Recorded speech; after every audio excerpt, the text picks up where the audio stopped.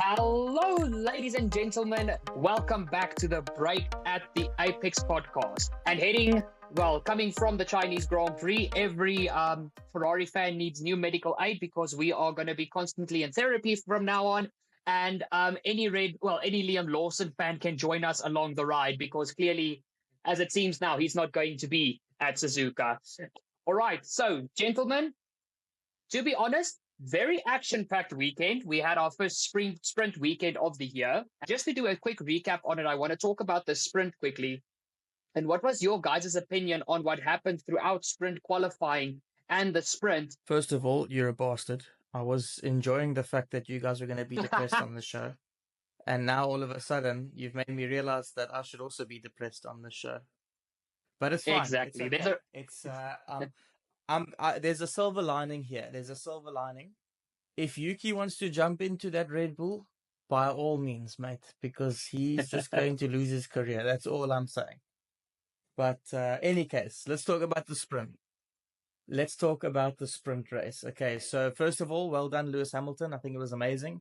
It was a good start for Ferrari of the weekend. It obviously didn't end that way, but it started off that way. But I know you guys might want to have your rants and so on with Ferrari, and rightfully so. But ultimately, it's not all that bad. We did see something good this happen. We did see some pace this weekend. We saw some positives this weekend coming out of the Ferrari camp. Yeah, it's still pretty clear that McLaren are ahead. And it's still pretty clear that Max is a robot and that George is actually quite good. I mean, ultimately, at the end of the day, yeah, the sprint was good. The weekend, besides the main race, the weekend was actually pretty solid, to be honest. The main race was just a little bit of a anticlimactic to the weekend, but it is what it is. But sprint race was solid. All right, BT, what was your opinion? I didn't watch the sprint race, but I did watch the highlights. But my take on it is that Ferrari won because Norris made a mistake during qualifying. That's all I'm going to say. Yes, so Ferrari the Ferrari has had pure pace, but my question is now, if the Ferrari had pure pace in the sprint race, what exactly happened in the race? I'm still trying to answer that question. Did they change the setup of the car? Because we know Leclerc tried to mimic Lewis Hamilton's setup, and it kind of helped him out, kind of worked out for him. Besides him obviously having a slight accident with Lewis Hamilton to the result of his wing getting broken. But I kept on asking myself that Lewis qualified P1, caused by Norris' mistake. Lewis Hamilton won the sprint race. Was that on pure pace, or just Norris having a bad sprint race and couldn't find the actual pace in the sprint race? So I kept on asking myself those type of questions because basically it looked like we were experiencing two different races in one weekend, where all of a sudden the McLaren after 2 hours came alive, and perhaps we put that McLaren on pole and actually won the race. Norris was quite pacey as well during the race. I mean, he had to legit overtake, I don't know, overtake Russell twice or once, I don't know, but he looked good during the race. So, are Ferrari that good? And are we supposed to be talking positive vibes about the sprint race, or is it just Ferrari taking full advantage of McLaren's mistakes during qualifying? That's the type of questions I asked myself when I was watching the races today. BT, to be honest with you, I think it's a little bit of both. Because for me, Norris wasn't the quickest McLaren driver this weekend. It was, in my opinion, very clearly Piastri, and he was at the front.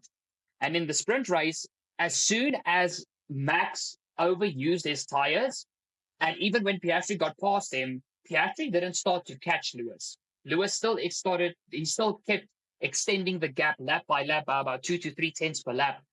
But besides that, the main thing that I take away from the sprint race is And it's something that really started to become clear to me halfway through last season. And it's specifically with the top four cars. All of them have a tendency to, when they're in clean air, to be dominant. We saw it with Mercedes last year in Spa, when Russell and Hamilton just walked away from the field. We saw it with Mercedes in Vegas. There were races like Monza, where Leclerc pulled a blind of a strategy, but even when he got to the front and both McLarens were on new tires, they still didn't have enough to catch him in time because the car was in clean air. He could manage things better. The thing that I took away from the sprint race is the car that's in front is the car that's the most likely to win. Not that it's going to be the car that wins every time, but it's even like that for Verstappen in the Red Bull. Every time that car was in clean air, Max had a pacey car.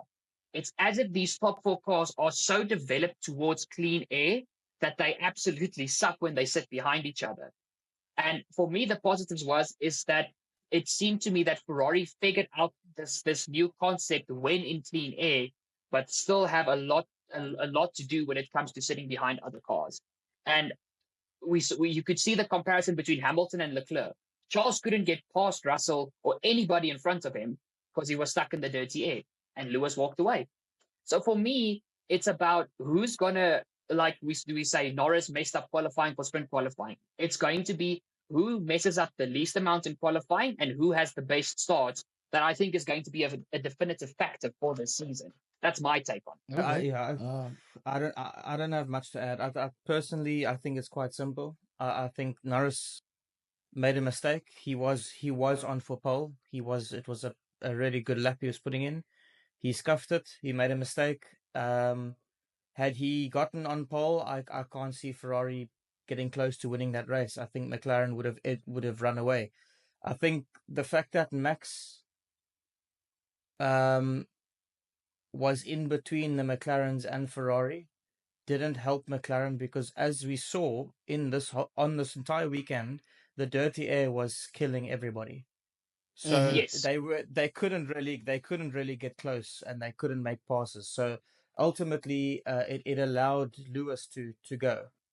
So yeah, I get why BT's asking these questions, and to be quite frank with you, as much as it was nice to see, as much as it was exciting, and it was nice that it was, and all respect to Charles Leclerc, all this hype over Lewis, it's just nice that he was the first one to actually get a win this year. If you get what I mean, it's kind of like, okay, money well spent, even if it was just a sprint race. Do you know what I mean? Just to like, but ultimately,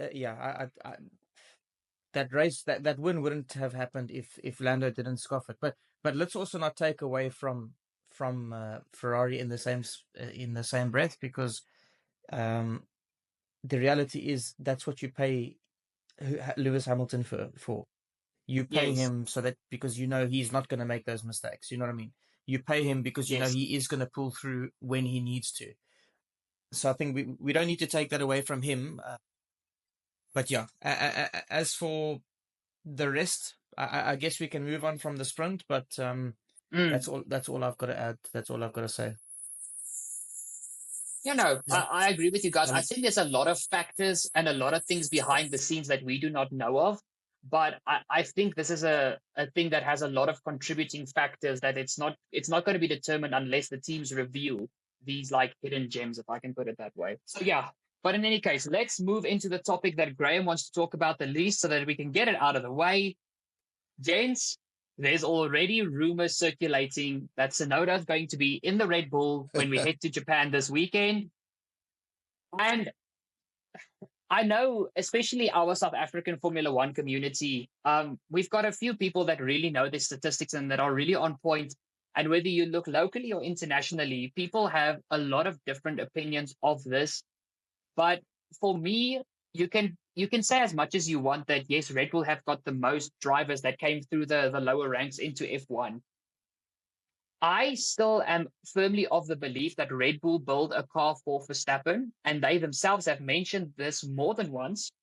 And the fact that I don't care whether you put a Lewis Hamilton or a Liam Lawson in that car, nobody is going to compete with Max in that car. And the thing now is, going into a new regulation set, there is so many factors playing in of Max.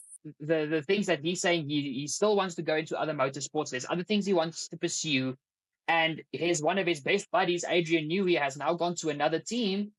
There's so many factors. If Max leaves that team, who's going to drive that car? Then that car is not running at the front. It's not. And the thing for me is, I honestly feel Red Bull, not that they're doing it on purposely, but I feel they are ruining so many of these really up and coming rookies that have something, but because they're in that car against Verstappen, nobody wants to give them a chance afterwards. Grant, you said it on your live for qualifying on what was it, on Sunday morning, where on Saturday afternoon. Like there's only one person that drives that car, it's Max, and anybody else is going to struggle. And it's Yeah. not a nice thing to see. Yeah, so look, I don't think anybody has to beat Max. I don't think that any driver needs to come into the team to beat Max. All the person that needs to do is score regular points and get into Q3. That is all they need to do. Literally, that's all they need to do. Max will do the rest. I mean, we've seen Max win a constructors single-handedly on his own. In 2023, he had enough points to win on his own. Do you know what I mean? Like, we don't need somebody to come in there and challenge Max. We need somebody that just comes in there and can be consistent. Now, I've said a lot of things. I said a lot of things on the live on Saturday. I've said a lot of things on TikTok. I've said stuff in our group as well. And I believe most of them. And whether it sounds outrageous to a lot of people or not, I couldn't care less because I believe it. I believe, for example, I believe that the only person on the grid that can drive that car other than Max is potentially Alonso. I also believe that the only other person that's not on the grid that can drive that car is Daniel Ricciardo. If you remember, originally that car was set up for him. And it's still the same setup in the sense that they have a very similar driving style, Max and Ricciardo. The reason why I put Ricciardo's name in there is not, again, I know you guys are, oh, I'm a fan, but it's not about that though, right? His career's already dead. There's nothing to lose there. You put him in, if it doesn't work, okay, fine. There's nothing to lose. At the moment, they're killing careers. Gasly and Albon will never get a seat at the front of the field again unless Alpine and Williams take them there. They'll never get one. Checo will never get a seat in Formula One again. He's done for. Okay? And if he does, it won't be in the front of the field. You know, then you look at Lawson now.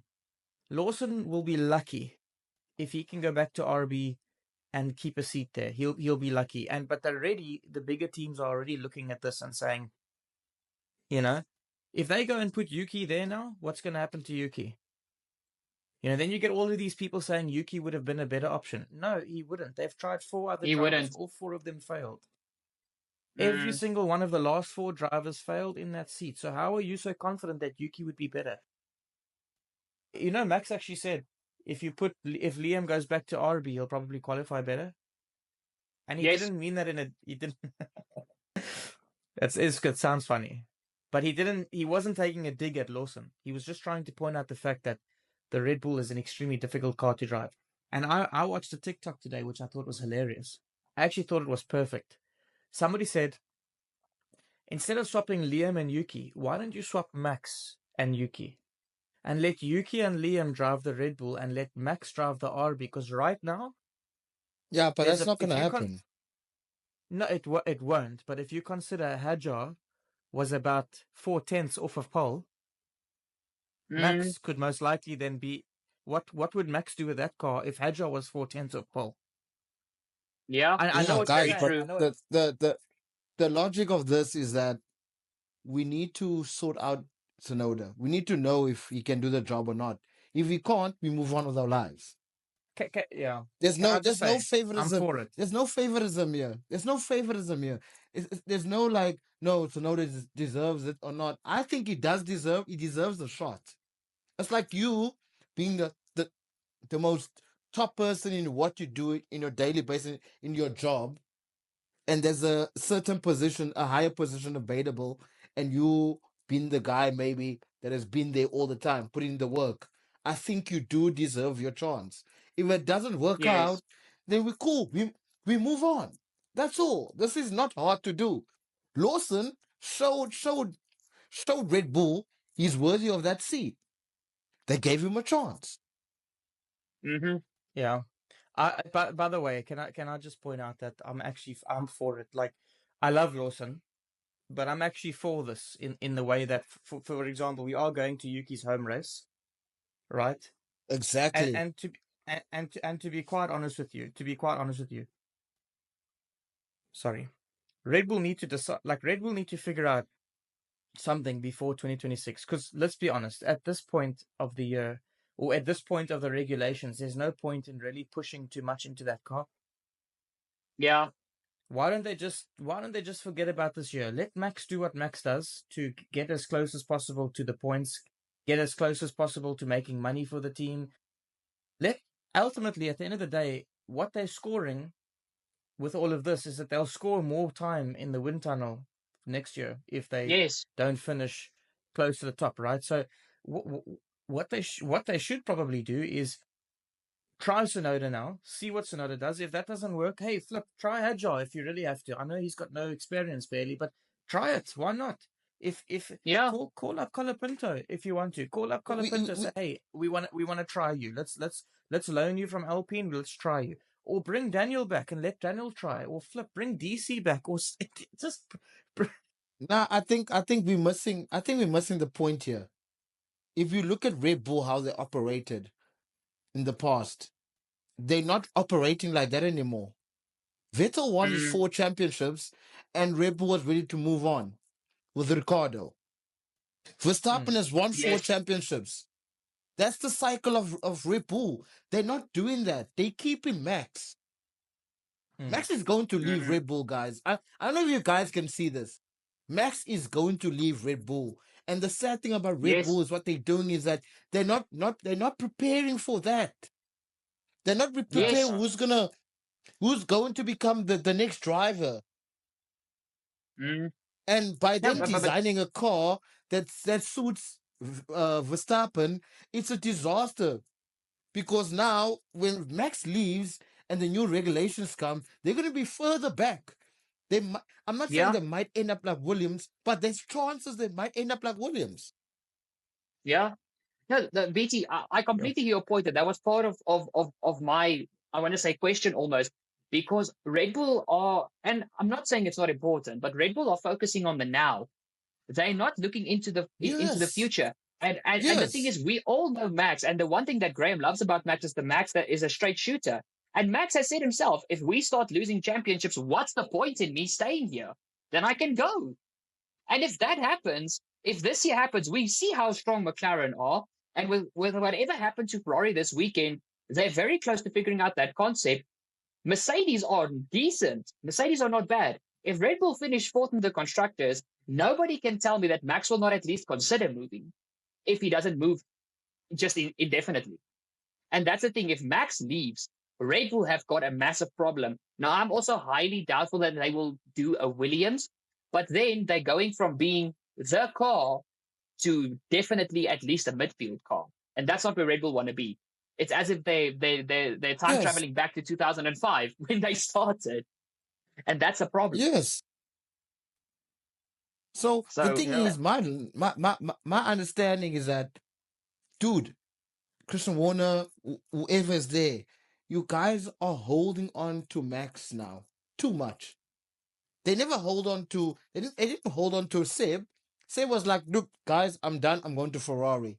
Max is Yep. very close to say, "Look, guys, I'm going to Aston Martin or I'm going to Mercedes." I still think Max and Mercedes that might happen.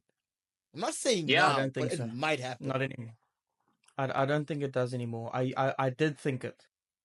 I did think it, but Okay. if George and Kimi continue the way they are, Mercedes have no reason to do that. Mm-hmm. But I do see if if Aston Martin can produce something special, I do see a Newey Honda combination interesting to Max. I can see that. Oh yes. The Mercedes part, if Kimi and George continue like they are now, they don't need Max. Don't get me wrong, Max is everybody loves Max. Everybody will gun for Max. But there's no point if you've got drivers that are already. I mean, guys, don't get me wrong. You know, I'm probably one of the bigger George haters, right? But ultimately, the kid is good, and Yeah. if the No, he's McLaren stuff brilliant. up, if the McLaren stuff up, George is winning a race because he's there Hmm. constantly. They don't have the car clearly, but they're there constantly. And that's sometimes all you need as a champion, right? And Kimi, for a rookie, just look how many points he's. I mean, for a rookie, the guy's racked up 2 top 5 finishes in 2 races. You know, Yeah. don't worry about the disqualifications. He was still there to pick up the pieces. So ultimately, I think Mercedes have no reason, if it stays like it is, to worry about getting someone like Max in. But for sure, Yeah. Aston Martin, I can see it for sure. Aston Martin. In fact, So, don't even. mhm. I'm going to say something ridiculous now, but I'm making it aware that I know that it's ridiculous how it sounds. But if you consider that Lewis is not going to be there for probably longer than 2 or 3 years, 2028, bro, is when Max's thing is over. Mm. I can see Max go. I can see Max going to Ferrari. I can see it. I can see it. If they're interested and they got a car for him, I can see it. Hey, what did Seb That's just always the way say? Everybody's a Ferrari fan. Everybody's a Ferrari fan. but Even if you're not, you're but still a Ferrari fan. the initial thing is that Red Bull just gives Tsunoda a chance.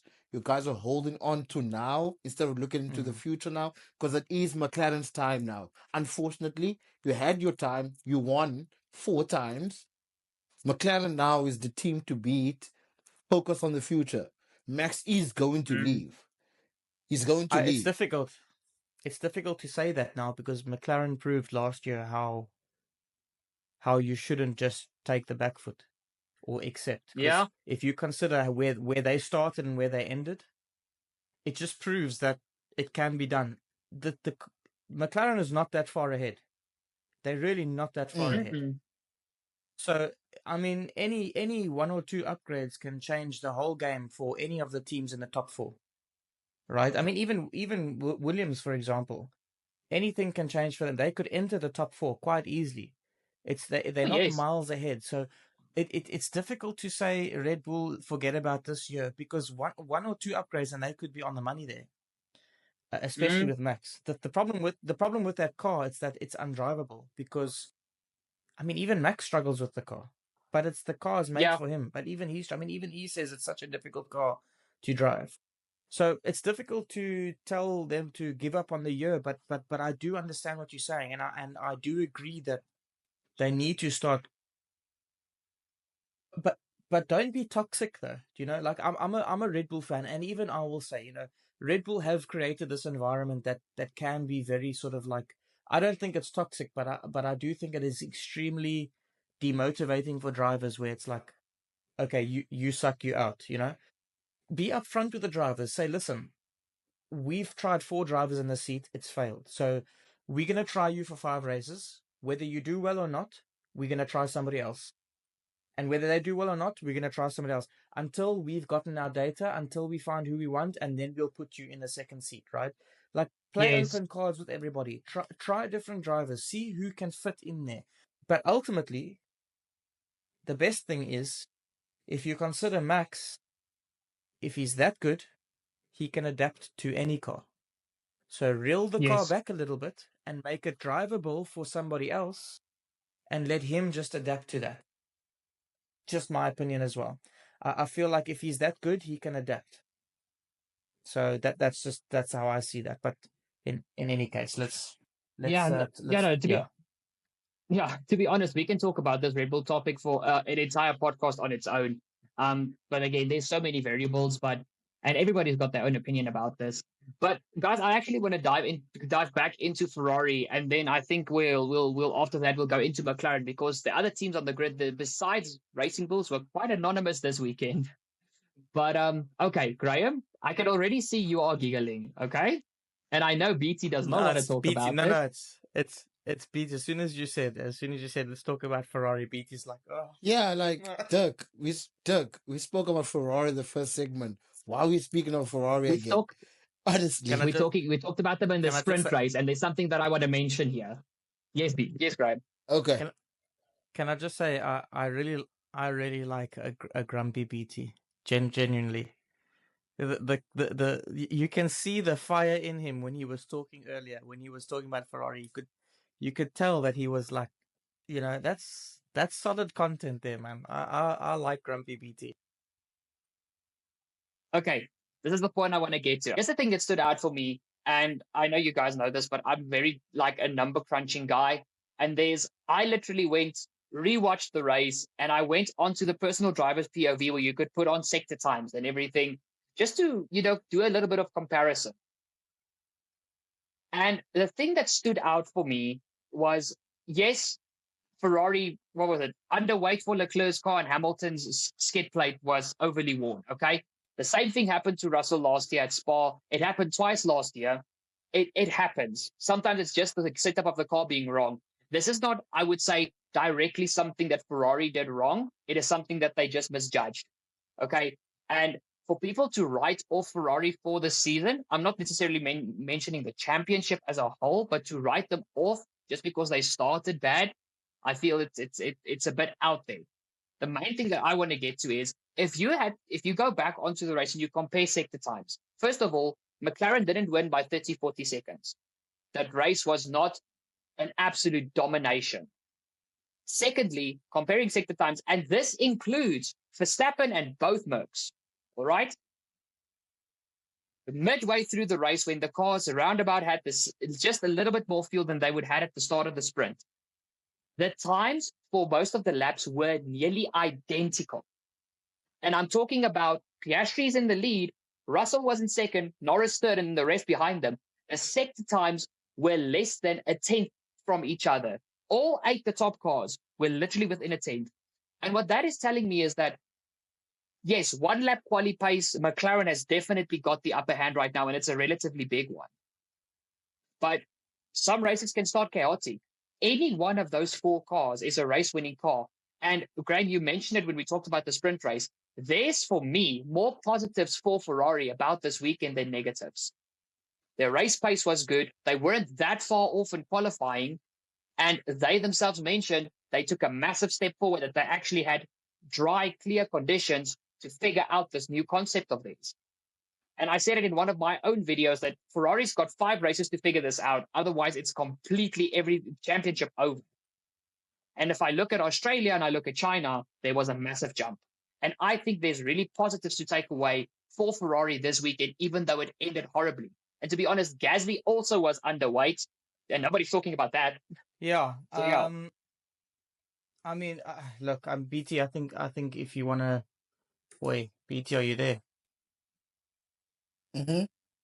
I think it says reconnecting. Hey, All right. yeah. Yeah. I think BT. I think you can give your 2 cents. I'm gonna refrain from saying much here. You guys are the Ferrari fans. You guys can say what you need to say. Personally, all I need to say, all I need to say about Ferrari is they've got the drivers to bounce back. All they need is the mentality in the garage. All they need is the setups to come right. All they need is the car to be fine. Yes. Once they've got that, the drivers will do the rest. I do have Yes. one question. Was the cars weighed before? Or no, sorry. Was the cars weighed directly after the race? Because Leclerc was only 1 kg under. Okay. And if you're considering he lost an end plate, you got to also consider that that's a bit of bad luck, is it not? Yes. Okay. Can I answer that for you? Okay. First of Sure. all, the end plates on F1 cars, remember, these cars are full carbon fiber. A single end plate does not weigh a kilogram. Those things are like 200, maybe 300 grams. The entire wing itself is a lot heavier, but a single end plate is not that heavy. Secondly, the cars were not all weighed directly after the race. After every race ends, not like all the cars have to go through the weighing process, but there was miscommunication between the FIA and Ferrari, and they drained Leclerc's car. And the FIA said the car was drained. We don't know how much fuel was in. The car still needs to be weighed. And when they weighed it, it was 1 kg under. And the exact same happened with Gasly's car. So both cars were weighed Okay. too late after they were drained. And that's why the cars were underweight. Fair enough. Okay, cool. That's All cool. right. Fair enough. BT, Makes go. sense. It's still bad. It's still bad luck though. Yeah, it is. It's very. Rather than big mistakes, it's bad luck. But okay. Mhm. Look, guys, I have a few questions as well, to be honest with you. Okay. First of all, next season Ferrari, stop with the cool social media posts, hyping us up for nonsense. Please stop doing that, because what you hype up and what you do on the racing track doesn't really match up. So please refrain yourselves from doing that. I'm disgusted, actually. I'm not gonna lie. Like, I'm disgusted. First of all, I've been thinking about this the entire day. Dirk, the Ferrari from last year, was it a pull rod or push rod? Last year, so they converted to pull rod. Last year was a push rod suspension car Why did we change that? because it was less stressful on the tires. We know Ferrari struggled with tire temperature and with tire wear. It's less stressful on the tires, and it enables the drivers to keep the tires in a better operating window. And more than that, it created better airflow into the radiator ducts so that the car's engine actually could follow in dirty air more without overheating problems. Then why did Lewis Hamilton do a two-stopper if we're trying to minimize those problems? To be honest, when it comes to the strategy call, I honestly don't know why Ferrari didn't just stick with the one stop. The two stop is something that I questioned as well. I don't really think that was mainly a dirty air problem. I think it was the fact that at that stage of the race, the hard tires were already worn enough that you couldn't really go for dive bombs and stuff. You couldn't really go for intense moves. And I think Ferrari thought new rubber would give them the edge to actually catch up and be able to pass. And there just wasn't enough time left. But that is a strategy error on Ferrari themselves. And That, and last year's concept, they won Australia. Minus the conditions, doesn't matter. They won Australia. To be honest with you, guys, I don't think this car's gonna win a race. I don't think so. Yeah. Listen, BT is cooking here, but I didn't know. Hey, BT is cooking here. I didn't. Dude, for guys, you would make Ferrari. You would make a good presenter, yeah. Asking these hard Ferrari questions, has yeah. Ferrari has, my opinion, Ferrari has slightly gone backwards. That's my opinion. Slightly gone backwards, and I don't know, and I don't want to keep on talking about Lewis Hamilton because he's new to the team, he's still learning, and all that stuff. But this car, and I'm going to say this, and next race, if this happens, what will be our next excuse if another thing happens?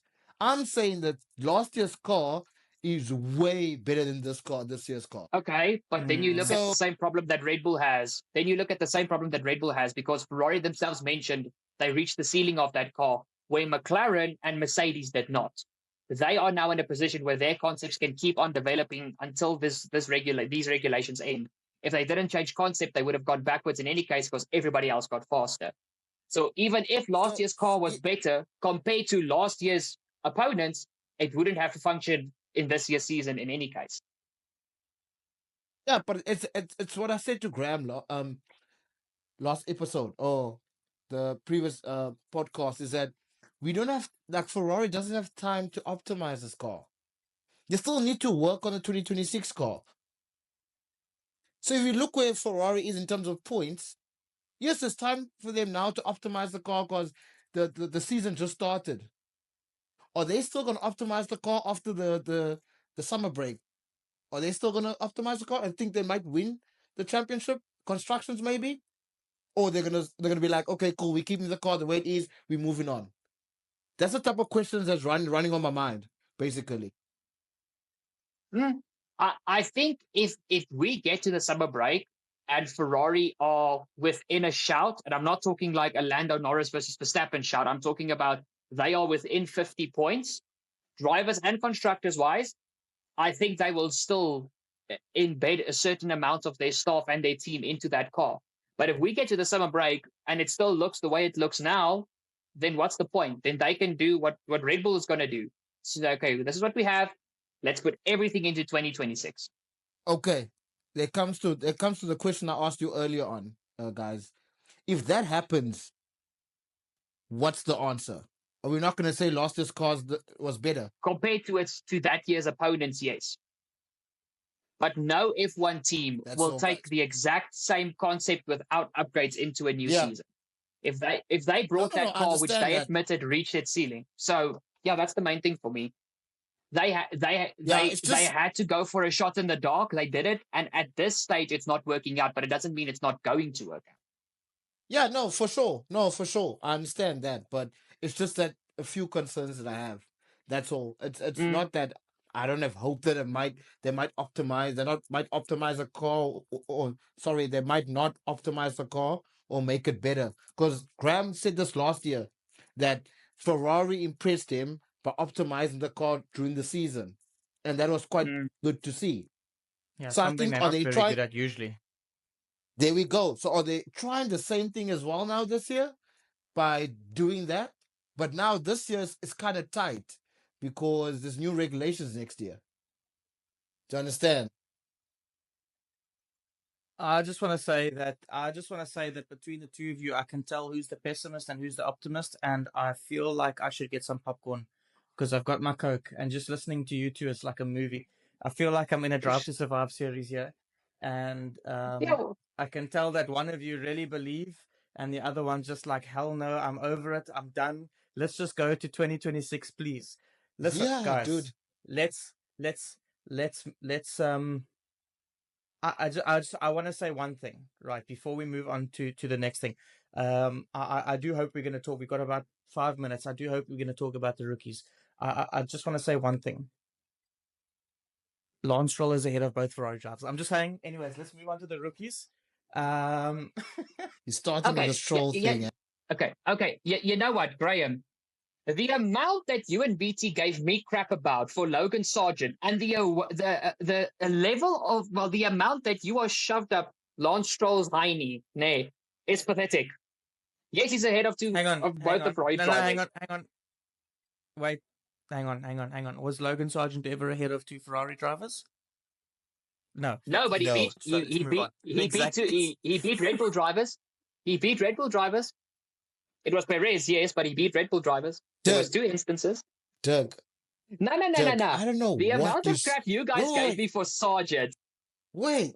Hang on. How did he beat how did he beat a Red Bull driver? He got like 1 point. Like he never got 1 point. Like he was never 2023 American Grand Prix at Kota. Perez was disqualified for the exact same issue. Yes.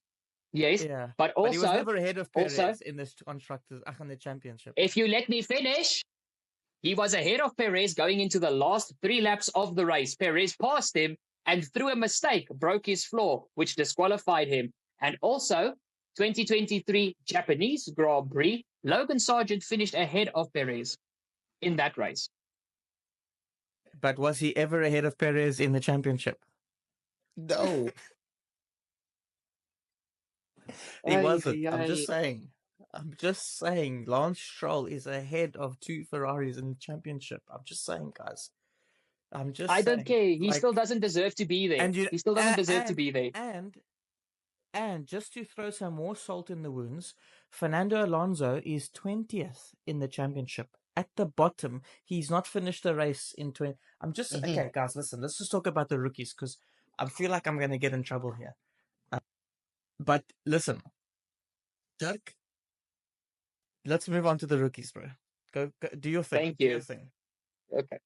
I just want to give a round of applause to Isaac Hadjar. Man, that kid, after the way last weekend ended, came to China and he showed up, man. Q3 in both sprint qualifying and main qualifying and points in the main race. That is a very good way to just re-establish yourself. And then Kimi Antonelli, honestly, no, did Hadjar was Hadjar outside the points?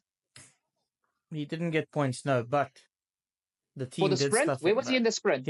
Him and I don't know about the sprint, but he only came 11th in the race.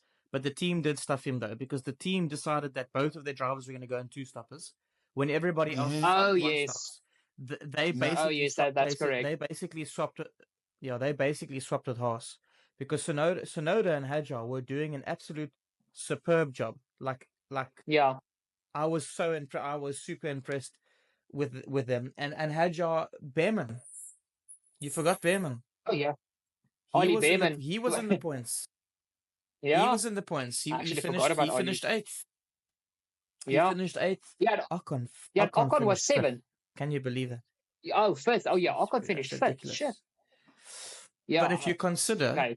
without the disqualifications, Behrman would have finished 10th and Ocon would have finished 7th. They still would have had double Yeah. points either way. Mm. I was very impressed Yeah. with Behrman. Very, very, very impressed with Hadjar. I'm starting to not get impressed with Antonelli anymore because I kind of feel like that's just him. I think he's just that good. So it's like, I'm more impressed about Russell securing P3 every freaking race than I am about Antonelli doing well. Do you know what I mean? Like, because you get my point. Oh. Anyways, No. Yeah. BT, what's your opinion on the rookies? Actually, I would like to hear your opinion. Ollie Behrman kind of actually impressed me as well. He's doing well. He's getting used to the car, so that's quite good. But the most interesting thing that I've seen so far, it's not the rookies, it's Albon and Sainz. That is crazy what I'm saying Ooh. at the moment. Yeah. Albon is kicking Sainz's ass. I'm sorry for the language. He is. Maybe Sainz is trying to get used to the car an ass all is a that donkey, stuff. mate. Yeah, so An ass is a donkey, mate. Yeah. guys, Like Graham is saying Like the- Sainz is a donkey. Yes. Like the Ferrari. Graham is Like saying just like, sorry. wow. Wow. But yeah, Albon, keep it up. We've always had this question here in Breaker the Apex is that are you able to beat a driver that's quite good? And you're doing it so far, so it's good to see. Yeah, that's all I wanted to say. I'm extremely impressed with Albon, I've got to say. Cool. no, same for me. I mean, I didn't expect this from Yeah, Albon, but mhm. sorry. I'm Yeah, go really ahead, impressed go with ahead. Albon. It honestly, I didn't think he was going to knock it out of the park the way he did. But we also talked about it last year. These two drivers, Sainz and Albon, are exactly what each other needs because now Albon has got somebody to push him because he's not sitting next to a rookie or somebody relatively useless. And Sainz has got something to prove. So it's going to be a constant push between the two drivers. And to be honest, I don't think Albon is going to whitewash or absolutely annihilate Sainz. I think there is still a lot that Sainz is getting used to. And the fact that he is that close to Albon in general pace is already a good sign. But it's something that is very positive for Albon especially. But yes, BT, you wanted to say something. Oh no, I'm saying Albon, your girlfriend is very, very beautiful. I see why you're performing. What, dude? No, they had a snippet of his girlfriend or his partner, and she looks good. Damn. She's a pro golfer. Do you know that? Yeah, I She's went to go quite stalk on famous. Instagram after it. Yeah, No, I know. Don't say that. What? I did. Oh, Leclerc, your girlfriend as well. No, hey, I have to say. Hey, What? BT. What? You and I They need to have a Formula chat, One. mate. Wait, they're Formula One drivers. I will judge you if you're a Formula One driver with an ugly wife or ugly girlfriend. I will judge you, actually. All right. Okay, guys. So let's move on to the drivers who shined and the drivers who didn't. All right. Gents, I want to hear from you guys, and BT, you can go first. Who was your donkey of the weekend? Lewis Hamilton. What? Bro, he Oh, won bro, the you are sprint. so pessimistic. You are so Oh, pessimistic. man. You are just such a grumpy. You are so grumpy, bro. You are so upset about one race and the fact that Ferrari had 2 disqualifications, and now the donkey is Hamilton, bro. He won the sprint race and he's the donkey. Yeah, he tried a two stopper and the race wasn't a two stopper. So you're the donkey, Lewis Hamilton. And get a girlfriend. Please. So that you can stalk her too. Yep. Oh, man. Okay, Graham, your donkey. I am gonna go for Lawson. I have to. Oh, But I'm It not man. being breaks your grumpy. heart. No, but I'm not. It But breaks I'm your not heart. being grump.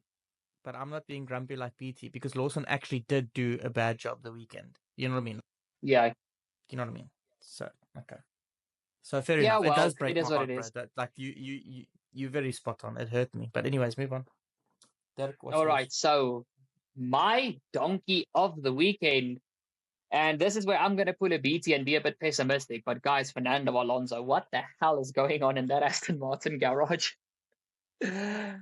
Last week I Yeah. can understand Correct. because an obscene amount of gravel on the track, but this week, I mean, it wasn't his fault. But seriously, 5 laps into the race, he's got a brake failure. 5 laps. Yeah, but then Aston Martin is the donkey of the week, not Alonso. Because shame. I mean, you can't blame the guy. Yeah, but I But can't Stroll say is Aston beating him Martin though. or the don. Yeah, but I can't say Aston Martin is the donkey of the weekend because Stroll did actually well for once in his life. I mean, Twice. so it has to be Alonso. Twice. Guys, He do you came think sixth in do Australia.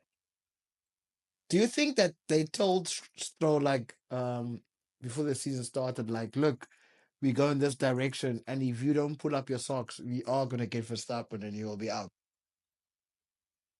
That's a very big possibility. Either that, That- or they told Alonso, we're gonna start sabotaging your car so that we can make Stroll shine, so that we can. Okay, let's move on. All right. And then all right, who was the stallion of the week? And this one, Graham, you're gonna go first. Listen, this is like, as much as I think Kimi should have gotten driver of the day in Australia, I think it's outrageous that he got driver of the day in China, because Yes. I can think of way more deserving drivers, like Behrman, for example. I want to say Piastri because he was flawless, right? But I just don't like giving the winner driver of the day because that's just so boring. But I'm gonna go with Russell. Well, I'm gonna go that's with Russell. new. Yeah, That sounds so have to. annoying. It sounds so annoying, but I understand. I know. Like, I was gonna think Behrman and Ocon, you gotta consider. But to be fair, they did also get lucky. I know that we make your own luck, and they put themselves in a position to pick up the pieces. But George didn't have to pick up the pieces; he was just there, like he was last week as well. So I'm going George. I'm going George. He definitely doesn't have a car that's bit like close to the McLarens. Yeah. Yeah. All right, He was BT, almost your going to take stallion. Lando. 2-3 more Yeah. corners, and he would have taken Lando. Yeah. All right, BT, my your stallion. stallion. Yeah, my stallion is the Flying Dutchman, bro. The legend. Verstappen. I'm gonna become a Max fan now. Yes. Yeah, I'm going to become flying at the end. Yeah, I'm gonna become a Max fan now. I'm slowly converting to a Max fan. I'm enjoying it though. Lewis Hamilton sucks.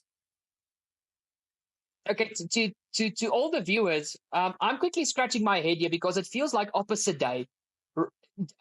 Graham chooses Russell, BT chooses Verstappen, and just to put the cherry on top of the cake, and I'm not kidding, my stallion of the race was Lance Stroll. What's going Logan. on? I can't fault the guy. He had a good race. Stroll did really well, and he was my stallion of the race. What's going on this podcast? Oh, Yeah. no. Okay, Okay, cool. well, Oh yeah. let's move over to the moment of the weekend. All right, Uh, BT, go, um, go. Oh, what's me. your moment of the week? Yeah, moment of the weekend. Yeah. When Hamilton did a two stopper. Disgusting. Stop it, man. Stop Disgusting. it. Stop it. Like, dude, when he did the two stopper, he wasn't even flying, bruh. I'm like, he's not gonna catch Verstappen. And the commentator was Yo, like, Max was oh, flying, he eh? might. He's like, he might catch Verstappen. He might catch Leclerc. He might catch Russell. No, it didn't happen. It didn't happen. Okay, Graham. Uh, Max was flying, eh, at the end there. I've got to say, Max was absolutely flying. Um, moment of the weekend? I don't really have one, gents. I'm not going to lie. I know that's a bit of a cop-out, but this was genuinely a pretty boring race for me. There was literally nothing too exciting. I would say Hadjar. I'm going to go with Hadjar then, if I really got to say one. I think Hadjar, his qualifying, everything Hadjar did this weekend was the moment of the weekend for me. I'm just really impressed with the youngster. I'm really impressed with the youngster. I really expected nothing from him coming in this year. I really did. And he's making me Mm, eat that, to be honest. I'm just, so anything he did this week is my moment of the weekend. Well done, Hadjar, for the yeah. weekend. All right. Then my moment of the weekend, actually, because like you just mentioned, Graham, the race was relatively boring. My moments of the weekend came in the sprint race, and it was George Russell's absolutely insane move at the end of lap one on Leclerc. He came from miles back on pole tires. I don't know how he got that car stopped and just swooped up the inside. That was an absolutely stunning move. And that for me was like, hello, hello. Okay, apologies, Russell. Well, Graham, you should apologize more because you have an inner hatred for the guy, but it's okay. I gave him stallion of the day, of the race, so I feel like I've given him enough at this point. You know what I Not mean? not very not So, very confidently. You seemed a bit disgusted when Yeah. you gave him that. No, it wasn't. It's I just wa- that Russell doesn't deserve nice things. And that's fine. yeah, I mean, Uh, yeah. I, Oh have you man. seen Russell's All girlfriend, right. Pete? excuse me? Have you seen Russell's girlfriend? Oh, okay. Just saying. Verstappen and Russell. Uh, Verstappen and Russell, you guys are embarrassing the paddock. Please. Please. Hey, you can't, yeah, bro, you can't choose who you fall in love with. I mean, you probably can, actually. You can Anyway, actually. yeah, let's move on. That was a stupid thing to say. Let's just move on. Yeah, it was. Let's finish this off. okay. Let's finish this off. Yeah, I just wanted to say we're done. We've gone through everything now. Oh, viewers, thank you so much for watching. Again, No, it's been a we didn't. What's This up with guy's Dirk, bro? really, What's up yeah, I with did. Dirk? I what don't did know I what's going forget on. Okay, now? guys, can Wait, I just say this, guys? I've just had to cut out something in this podcast because he completely Yes. forgot about the last section, and I had to cut out me having to tell him, listen, get your shit together, Yes. get your stuff together, and It's I the had to cut it Logan. out. It's the Graham. It's the Logan Sargent syndrome. That's what they call it. Exactly. Do you know what I mean? And now he's forgotten the race as well. So I don't really understand. Like, I think BT needs to start giving hidings and because obviously that's like it's not a white man thing, hiding, so obviously, you know what I mean. Anyhow, Dirk, can we rate the race, please? I'd like to rate the race before we go. Yeah. okay, Graham, rate the race. Okay, Dirk, you can you can start. Yeah, you can start. Uh, Don't be embarrassed now. rate the race for the weekend. Come on, Dirk. 6 out of 10. I'm just 6 out of 10. 6. 6 out of 10. 6. Sprint for the Yeah, sprint, how guys. good the sprint was would have been Yeah, a 9, but the 6. main race was boring as can be. So that brought it down a lot for me. The weekend overall is a 6. BT. I'm giving it a 4 because they didn't show Let me enough guess. of Limit to Lewis Hamilton. wait. No, they did. They didn't show enough of Albon's girlfriend. I would love to see that rather than watch the race. And another excuse was they never showed Sainz's girlfriend. She's quite cute. So I gave it a 4. No, they Oh, did. and They Helmut. did. Oh, I didn't catch it. F1, please make it longer next time. Oh, and I gave it a 4 because Lewis Hamilton did a 2-stopper. Okay. I'm rating it a 4. I'm rating it a 4 as well. It was just a boring race. That was it. Got nothing to do with girlfriends. It's got nothing to any of that nonsense. It was just a boring race. So that's me. Okay, Dirk. Now you can say goodbye to everybody. Okay, thank you. Go away, man. All right, everybody. Again, I know the second part is not going to be cut so that Graham and BT can make my name Fupanol in any case. Thank you so much for watching. Don't forget to drop a like down below. If you are new here, make sure to hit the subscribe down below. Do not forget to ding that bell. We are still in for an epic 2025 Formula One season, and the best podcast in the world is here to cover every second of it for you. Thank you for viewing. We'll see you guys after the Japanese Grand Prix. Cheers. Why does What? BT have balloons on it? I don't know, bro. Okay. It's celebrating Lewis Hamilton's lucky pole or whatever. I don't know. Hey, mate, if Lewis Hamilton was in Red Bull, he might not have a seat anymore after this race. Anyways, let's move on. Ooh. Goodbye. Ooh. Cheers, guys.